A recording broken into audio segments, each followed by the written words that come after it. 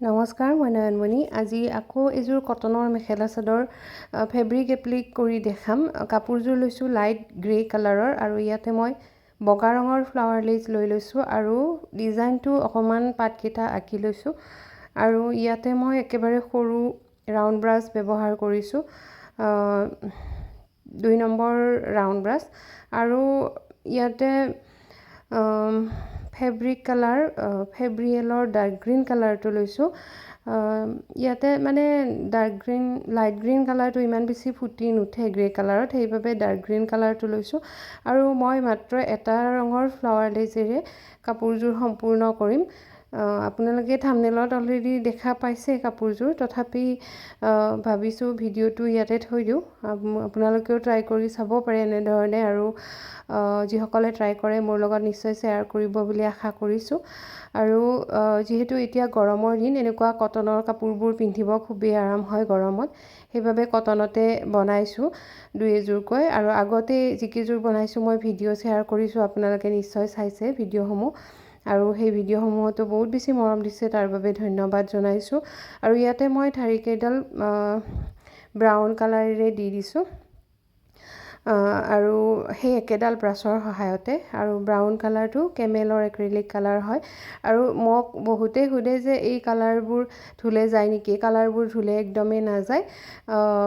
আৰু মই ইয়াতে কিবা ইউজ কৰোঁ নেকি সোধে, মই একো ইউজ নকৰোঁ। মিডিয়ামটো মই কেৱল গোট লাগিলেহে দিওঁ, এনেই মই নিদিওঁ, ডাইৰেক্ট কালাৰ কৰোঁ। আৰু এয়া ফ্লাৱাৰ লেচখিনি, কাটি থোৱা ফ্লাৱাৰ লেচখিনি ইয়াতে লগাই দিছোঁ এনেধৰণে ফেব্ৰিক গ্লু আঠাটোৰ সহায়ত। আৰু এইটো আঠা মই প্ৰতিটো ভিডিঅ'ত দেখাওঁ, আপোনালোকে নিশ্চয় দেখে।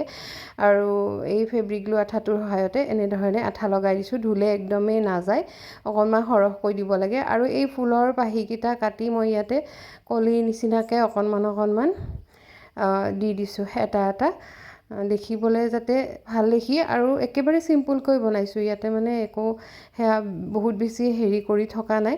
আৰু ইয়াতে মই 3D আউটলাইনাৰ অৰেঞ্জ কালাৰটো ব্যৱহাৰ কৰিছোঁ, যিটো প্লেইন আউটলাইনাৰ হয়।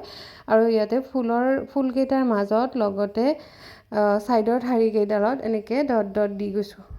কাপোৰ মানে ডিজাইনটো অকণমান যাতে দেখিবলৈ ভাল দেখি, যিহেতু একেবাৰে চিম্পুলকৈ কৰিছোঁ আৰু মাত্ৰ এটা কালাৰৰ ফ্লাৱাৰ লেচহে মই ইয়াতে ব্যৱহাৰ কৰিছোঁ।